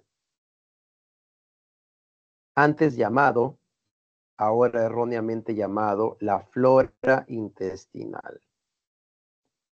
Flora intestinal, qué bonito suena, ¿no? Flora intestinal. Pero la verdad es de que se le llama microbioma. ¿Por qué se le llama microbioma? Bioma vendría a ser el conjunto de ecosistemas. Pero en este caso los ecosistemas son tan pequeños que se les llama microbiomas. ¿Ya? Entonces por eso se le va a llamar de esa manera. Porque la diversidad de cosas que existen en la parte de los seres vivos y en la parte de los componentes también es tan diversa, ¿ya? Es tan variable lo que existe ahí de que no nos podemos limitar a llamarlo flora. Flora vendría a ser una porción de organismos que solamente habitan ahí. Creíamos que solamente podían encontrarse bacterias, pero no solamente hay bacterias en la flora intestinal. Hay hongos y hongos muy diversos, ¿ya? Nosotros habitamos con hongos en nuestro estómago y también habitamos con virus que pueden matar a las bacterias o virus que pueden ser el alimento de otras bacterias. Es decir, la complejidad de cosas que encontramos en la parte interna del intestino grueso es extremadamente compleja. Por eso recibe el nombre también complejo de microbioma. Y entonces este microbioma lo que va a hacer es tener ciertas funciones interesantes, como por ejemplo la producción de vitaminas. ¿Ya? La producción de vitaminas. Aquí está. Producción de vitaminas. ¿Qué vitaminas se pueden producir gracias a este microbioma intestinal? Por ejemplo, la que te están diciendo ahí, ¿no? La vitamina K. Vitamina K. Muy importante, ¿eh? La vitamina K, fundamental. Pero, ¿qué es lo que va a pasar? Vamos a dibujar aquí la cosa, ¿ya? Imagínate que en esta cavidad de aquí, tienes en esta cavidad el intestino grueso, ¿ya? En ese intestino grueso van a haber un montón de bacterias, como te estaba diciendo. Dibujemos a las buenas de color rojo, ¿ya? O un montón de bacterias buenas que nos van a dar vitaminas a nosotros. ¿Y nosotros qué le vamos a dar a cambio? Vamos a darle protección, ¿no? Las bacterias viven felices en nuestro intestino. ¿Por qué? Porque prácticamente nadie los puede tocar. Este de aquí es su barrio, de las bacterias que nos sintetizan las proteínas. Nosotros le damos protección, ellas nos dan vitaminas. Entonces, cuando una persona, por ejemplo, como Alex, que tenía faringitis, comienza a consumir antibióticos, fíjate que por aquí está la faringe de Alex, comienza a consumir varios antibióticos. El antibiótico, ¿qué es lo que va a hacer? El antibiótico va a comenzar a fulminar todas las bacterias malas que le estaban haciendo daño entonces a quién? A Alex, ¿no? Aquí se lo fulmina. Lo fulmina esta parte de aquí. Fulmina a todas las bacterias que haya tenido Alex en la parte de su faringe. Pero si ese antibiótico no es específico, es decir, ataca a grandes espectros de bacterias, se le llama antibióticos de alto espectro, entonces no solamente va a afectar a las bacterias malas, sino que también va a afectar cuando llegue a tomarlo, ¿no? Cuando tome la pastilla, los fármacos se van a ir también a la parte del intestino grueso. Entonces, como consecuencia, comienza a matar también a la parte de las bacterias buenas que se encontraban por aquí, ¿ya? Y si comienza a matar a las bacterias buenas, lo que no hemos hablado todavía es de que, así como siempre existe un héroe de la película, existen villanos de la película. Y así como tenemos bacterias buenas en tu intestino grueso, también hay bacterias malas, pero hay en pocas cantidades.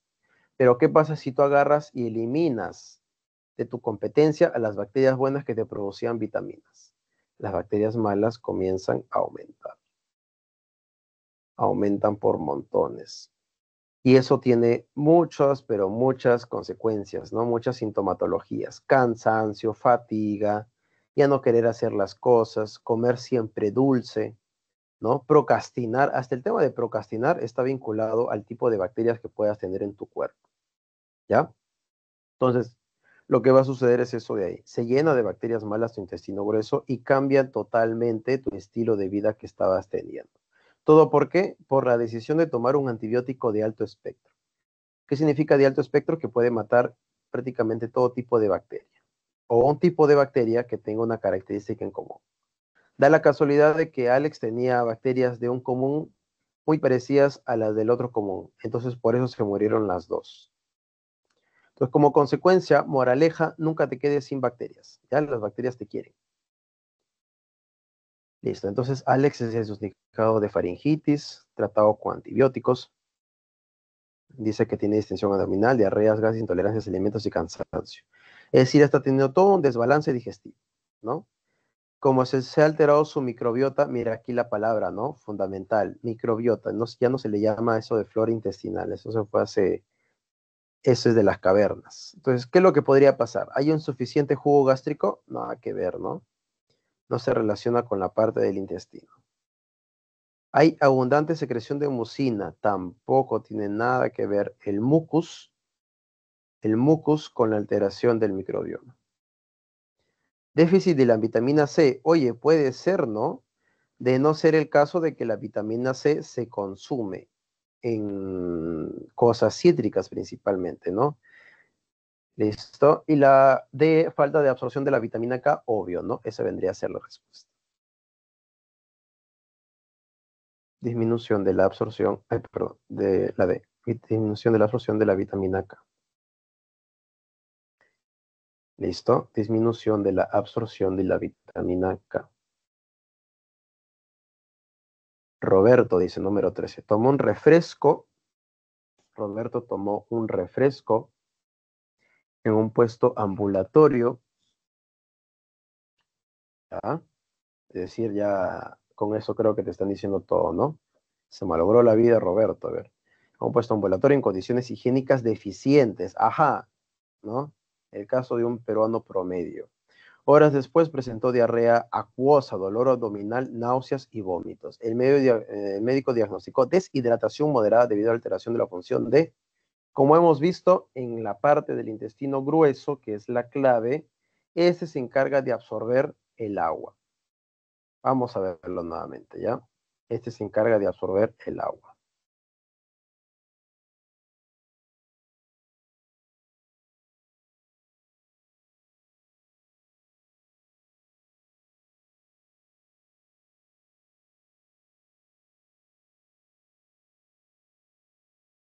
Ahí está, ¿no? Absorción de agua, formación de heces y producción de vitaminas. A ver, hay que explicar el fenómeno así bien detallado para que entiendas.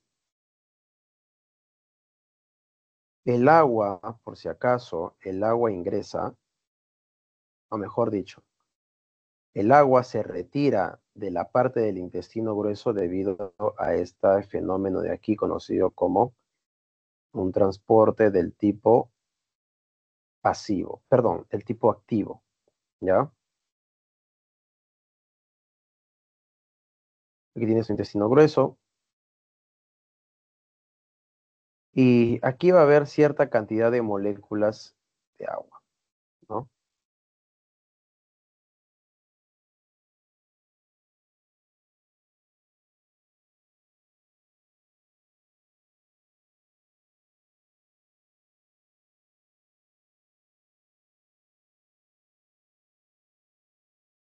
Entonces, ¿qué es lo que hace entonces el cuerpo para poder reabsorber la mayor cantidad de agua, ya que el cuerpo nunca le gusta quedarse sin agua, sin reservas de agua? Lo que va a hacer es activar una bomba de mentiritas, ¿no? Una bomba así, una proteína que se le llama bomba. ¿Por qué? Porque va a bombear, va a liberar y va a capturar y atraer a otras cosas. A esa bomba se le conoce como también la bomba sodio-potasio. Y esta bomba sodio-potasio lo que va a hacer entonces es comenzar a atraer muchos iones de sodio en la parte de afuera del intestino grueso. Mucho sodio. Pero ¿cómo hace este transporte? ¿Lo hace en contra o a favor del gradiente de concentración? Lo hace en contra del gradiente de concentración porque aquí hay mucho sodio en la parte de afuera. Entonces lo que debería hacer de manera ordinaria es de que el sodio se vaya a la parte de adentro, pero no se va a la parte de adentro, se queda en la parte de afuera, ¿ya? Y es más, nos ponemos a botar un montón de sodio en este momento hacia la parte de afuera del intestino grueso. Mucho sodio se va para afuera del intestino grueso. El agua que siente demasiada atracción por el sodio, como ve que su amigo el sodio se va, entonces comienza también a irse con el sodio y abandona las cavidades del intestino grueso. Si abandona las cavidades del intestino grueso, comienza a deshidratar todo lo que encuentre por ahí. Y esa deshidratación constante entonces se le llama la formación de las heces. ¿Ya? Eso justamente es la formación de las heces. Pero, como dice entonces el texto, ¿ya? Para ponerlo en acorde, este señor, como tal, ¿no? Tomó una chichita de por ahí, ¿no? Una chicha morada de un lugar fraudulento, ¿no? Inescrupuloso. Consecuencia de haber hecho eso, de su mala maña, entonces va a comenzar a fallar esta parte de aquí, ¿no? La bomba que te estaba diciendo. Esta bomba comienza a fallar. Falla la bomba y como falla la bomba, entonces el sodio que estaba saliendo comienza a entrar. Y como comienza a entrar, comienza a traer el agua que estaba en la parte interna y también comienza a traer más agua que se encuentra en la parte externa del intestino. Es decir, toda el agua que se encontraba en el cuerpo comienza a irse ¿a dónde? Hacia la vía del intestino grueso. Todo eso de ahí se comienza a ir a la parte del intestino grueso. Oye, ¿y eso será bueno o malo? Lógicamente es recontra malo. No te puedes quedar sin agua y sin sales minerales. Si te quedas sin agua, sin sales minerales, en 3, 4 días, máximo 5, ya estás muerto, ¿ya? Entonces no se puede dar esa cuestión. Por eso, entonces, lo que te están diciendo aquí, en la parte de la pregunta número 13, ¿ya? Que toma un refresco, dice, ¿no? Y tiene dolores y tal, tal. Diagnostica deshidratación moderada debido a la alteración de la función de ¿quién? Del intestino grueso, ¿ya? La función es del intestino grueso. Clave la C. Bien, vamos llegando a la parte final. Dice, la gastrina es una hormona producida por las células G del estómago, estimulando la secreción del ácido clorhídrico, ¿no? Estimula la secreción del ácido clorhídrico. Si el pH gástrico baja demasiado, la actividad de las células G disminuye. ¿Qué consecuencia podría presentar eso de ahí? Ok, ya, si el pH gástrico baja demasiado, la actividad de las células G disminuye. Es decir, lo que te están hablando aquí es de una retroalimentación negativa. Tal vez en tu vida hayas escuchado esta palabra, pero es la consecuencia del sobreexceso de una función. El sobreexceso de una función, ya se le llama retroalimentación negativa, eso de ahí. Retroalimentación. Te dejo de tarea que me averigües qué cosa es eso de ahí, ya. Retroalimentación negativa. Retroalimentación negativa. ¿Qué es lo que va a pasar en esa retroalimentación negativa? Como te estaban diciendo, las células G, cuando ven de que hay muy baja acidez en el estómago, dejan de producir gastrina. Si nosotros nos podemos nuevamente recordar esta parte de aquí, las células G eran el paso número 1 para producir gastrina. La gastrina se lleva a las parietales y producían ácido clorhídrico. Este ácido clorhídrico al final hacía de que el pepsinógeno se active a pepsina y degradaba proteínas. Si las células G inducen de manera primaria a que se produzca ácido en el estómago, pero como hay mucho ácido, va a bajar el pH y eso significa de que las células G ya no van a funcionar. A ese fenómeno se le llama entonces retroalimentación negativa. Cuando la función que estaba haciendo se detiene porque se están, por así decirlo, sobresaturando de lo que ya están teniendo. Y eso es justamente lo que no se quiere. Nada en exceso es bueno.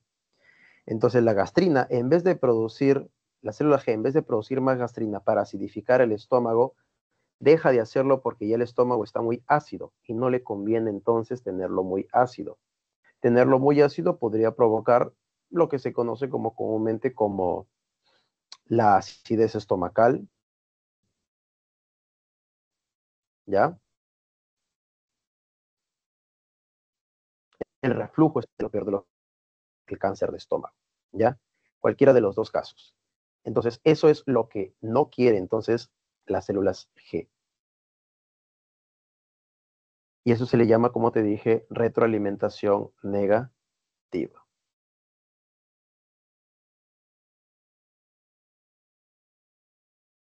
Bien, vamos entonces a las claves que podemos encontrar por aquí.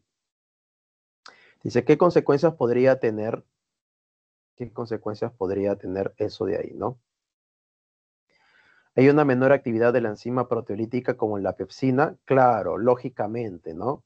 No va a haber mucha producción de la pepsina porque como va a bajar la acidez del medio, entonces ya no se va a producir mucha cantidad de ácido por las células parietales. Por ende, las células principales van a seguir produciendo pepsinógeno, pero ya no se va a activar para convertirse en pepsina, ¿ya? Por si acaso. Las células principales producen gran cantidad de ácido clorhídrico. Eso es falso, ¿no? Las principales no producen ácido clorhídrico, sino que son las parietales. Luego hay una menor producción del factor intrínseco de Castle. No, eso tiene que ver con la parte de las parietales, pero no tiene nada que ver con el pH, ¿ya? Las glándulas de Lieberkopf producen gran cantidad de jugo intestinal. Sí, pero tampoco tiene nada que ver con el pH gástrico. del estómago, no del intestino. Aumenta la producción de bilis en el hígado, menos, no tiene nada que ver aquí. Y por último dice que Sofía presenta caída de cabello seco, frágil, mala cicatrización. Cuando te dice mala cicatrización, aquí viene el punto importante. La cicatrización tiene que ver con la parte de la vitamina C, ¿ya? La cicatrización. Si vemos un ratito las vitaminas, me parece que les han puesto por acá, ¿ya? En la parte de las vitaminas. Aquí vamos a tener, por ejemplo, ¿no? Recuerden ustedes de que todo lo que se encuentra por aquí siempre es una memotecnia para ustedes que están intentando recordar cuáles son las liposolubles, cuáles son las hidrosolubles. Una memotecnia ADEC, ¿ya?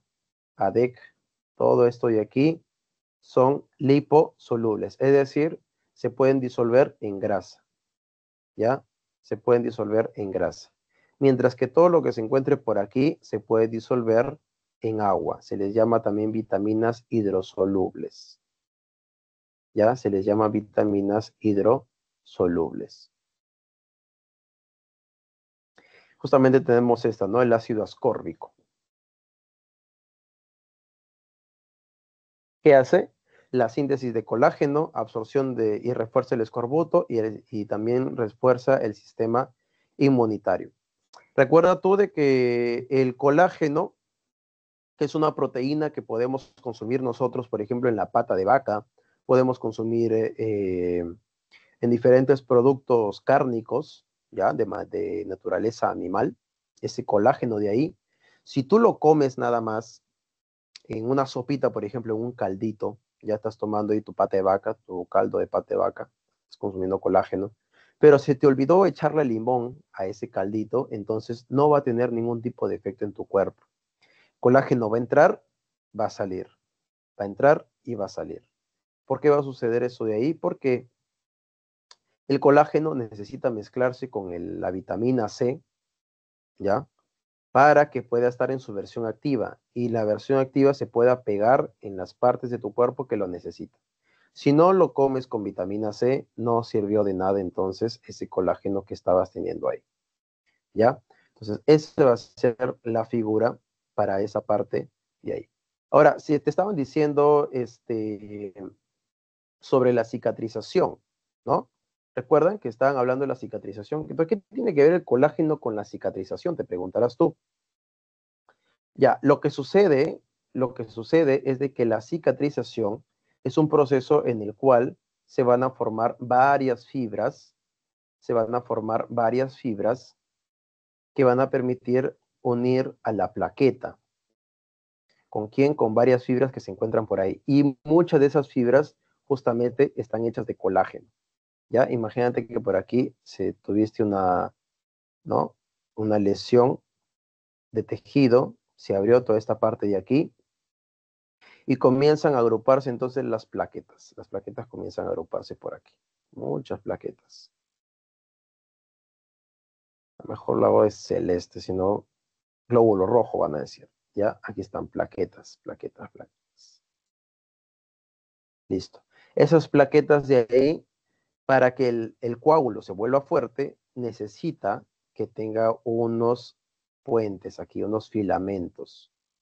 ¿Ya? Esos filamentos van a ser entonces de colágeno. Muchos de ellos están hechos de colágeno. No todos, pero muchos de estos puentes están hechos entonces de colágeno. Entonces, si esta persona, Sofía, va a tener una mala cicatrización, quiere decir de que está habiendo carencia de vitamina C porque no se está uniendo bien el colágeno y por ende no se está utilizando para la cicatrización. ¿Ya? Entonces, ese vendría a ser la clave, la vitamina C. Listo, muchachos. Entonces, eso ha sido la asesoría de hoy, la asesoría de esta semana, ¿ya? ¿Tienen alguna duda? ¿Algo que no haya quedado claro? Profesor, No, dime. lo que dijo ADEX se disuelve en En grasas, son las grasa. liposolubles. Libubles, lipo. Liposolubles, es decir, se disuelven en grasas. Ah, ya, gracias. Ujú. Profe, disculpe, esta pregunta pertenece a la semana 6, ¿no? Claro, son la semana 6. Semana 6, está grandazo, mira, la esquina superior derecha, está semana 6. Digestión. Sí, semana 6.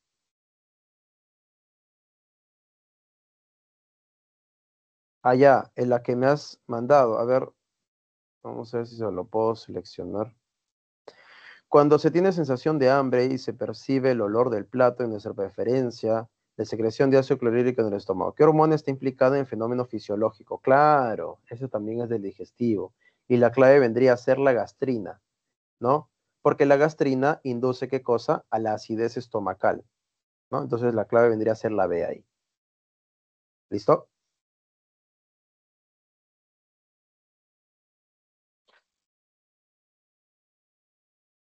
Listo, perfecto.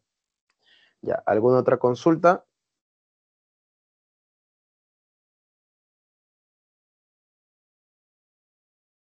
¿No? Todo claro entonces. Bien, muchachos, eso sí entonces el repaso de esta semana, la asesoría académica. Cuídense mucho, ya nos estamos viendo la próxima semana. ¿Ya? Hasta luego, cuídense.